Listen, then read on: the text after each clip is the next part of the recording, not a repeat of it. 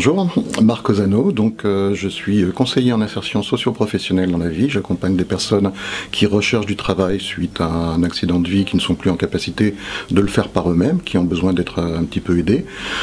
J'habite donc Corcouët-sur-Logne et je suis élu et j'ai comme responsabilité, je suis délégué à l'inclusion numérique. Je m'appelle Élodie Vallier, j'ai 45 ans, je suis la maman de 3 enfants qui sont diagnostiqués dans le spectre autistique et plus précisément qui sont autistes Asperger et avec des comorbidités comme souvent, donc des troubles de l'attention, des hauts potentiels, qu'est-ce qu'il y a d'autre, des dyslexies, dysgraphie, dysorthographie, enfin bon bref, tout ce qui va avec généralement. L'autisme Asperger, c'est particulier, c'est des enfants qui sont sans déficience, bien souvent suréfficients intellectuellement. Moi, mes 3 enfants sont à haut potentiel, donc en fait, ils ont une capacité à juguler tous les troubles qui est largement supérieure à un autiste, ce qu'on appelle les autistes canneurs, qui sont avec déficience, qui du coup matérialisent leur autisme, ils les manifestent dès l'enfance, quoi, dès la petite enfance. Alors que nous, non, c'est des bribes de choses qui traînent et qu'il faut collecter et rassembler pour un jour obtenir cette image, quoi. Je m'appelle Enzo, j'ai 11 ans. Ma soeur qui vit avec un handicap qui s'appelle la trisomie 21. Bonjour, je me présente, Fabrice, je suis cuisinier dans un centre hospitalier. Alors la raison de ma présence et de mon témoignage, c'est que je voudrais qu'on change les choses vis-à-vis des handicapés. C'est de la discrimination dans tous les domaines, je dirais. Et moi qui est pas handicapé mais qui est accompagné d'une personne handicapée, cela me chagrine énormément et j'aimerais que les choses changent le plus rapidement possible vis-à-vis de tout ça. Alors moi, en tant que maman, je peux, moi j'ai cette image marquante d'emmener mes 3 enfants à l'école, avec des parents qui sont avec leurs propres enfants à l'entrée de l'école, avec leurs enfants en randonnion à côté d'eux, alors que moi j'en ai un qui est en haut d'un arbre, l'autre qui est en train de tourner autour de l'arbre, le 3e qui escalade des cailloux, etc. Enfin, j'ai des enfants, ils sont tous, moi, avec un trouble de l'attention et une hyperactivité. Donc j'en ai 2 qui sont extrêmement hyperactifs et j'en ai un qui a vraiment le trouble de l'attention qui est la majeure en fait. Donc ça fait en fait on passe moi, dès la maternelle, enfin je veux dire, on est passé pour les parents qui n'éduquaient pas leurs enfants, quoi. On passe forcément par pour des parents laxistes. Qui savent pas tenir leurs enfants, qui mettent pas de repères, voilà. Donc, mais parce que moi, mon aîné, il a été en grande section, il a été enfermé dans les toilettes, par exemple, par des CM2. Régulièrement, comme tout le monde, nous faisons nos courses et elle a une carte handicapée, comme tout handicapé. Et donc elle est prioritaire sur certaines caisses et donc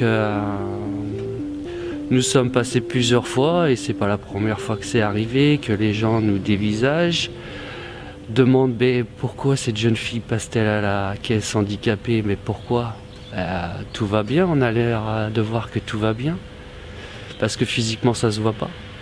Et on est dévisagé et puis ça parle dans notre dos, mais on entend quand même, parce qu'on a l'oreille fine. Et donc, des fois, on se permet de répondre, même si c'est pas le but, mais ça énerve un petit peu beaucoup même. Les gens, ils sont tout penauds, hein, parce que quand on leur dit que elle est handicapée, mais ça se voit pas, donc après, on les entend plus, quoi. Ils sont gênés, ils deviennent tout rouges en général. On était au magasin. À chaque fois qu'on regarde ma soeur bizarrement, moi je commence à regarder celle ou celui qui le regardait bizarrement et je dis quoi, t'as jamais vu quelqu'un de trisomie? Et après il commence à détourner le regard parce que il commence à être un peu rejeté et tout ça. Parce que moi, j'aime pas quand on regarde ma sœur pour dire ah bah elle est différente, elle est trisomique et tout ça. Bah, ça me rend triste parce que j'ai pas envie qu'on regarde ma sœur comme ça. Je pense qu'il y a des rejets justement dans notre société. Il y a certains termes, il y a certaines représentations des personnes par rapport à justement des apparences physiques ou des petites choses comme ça qui font que les personnes soit sont gênées parce qu'elles ne savent pas comment réagir, soit elles ont des a priori sur certaines choses. Physiquement par exemple, quand on va voir quelqu'un en fauteuil roulant, il y a des personnes qui vont détourner les yeux parce qu'ils ne savent pas comment réagir, comment parler avec la personne. Il y en a d'autres qui vont faire un petit peu trop parce que justement elles vont être un peu trop dans l'empathie et elles ne savent pas non plus trop comment se comporter, et il y a la troisième personne qui a l'habitude de les côtoyer, qui les voit comme des personnes tout à fait normales. Alors ça c'est pour les apparences physiques, mais par exemple il m'a été donné d'accompagner des personnes autistes, et l'autisme est très très difficile aussi à accompagner. Il faut se mettre un petit peu à la place de la personne, comprendre un petit peu que les interactions sociales ne sont pas quelque chose d'acquis du tout pour ces personnes-là, et il faut s'adapter, donc ne pas trop s'approcher, attendre un petit peu, essayer de donner confiance, de ne pas faire de gestes brusques, de paroles difficiles. Donc voilà, il y a beaucoup de choses comme ça, et effectivement il y a des rejets, donc d'une part par le manque de savoir-être par rapport à cette personne, une gêne, et puis d'autre part parce qu'il y a aussi des a priori qui sont très négatifs dans la société. Apprendre à considérer que les enfants autistes ou porteurs de handicap, quels qu'ils soient, n'ont pas forcément une place dans un institut, mais ont une place au sein de la société. Je pense que c'est clairement indispensable pour que l'intégration elle se fasse. Le message que je souhaiterais faire passer est que les gens respectent déjà les handicapés, dans n'importe quel handicap, tenir sa langue, éviter de juger une personne sans la connaître, les gens passent mentalement, psychologiquement.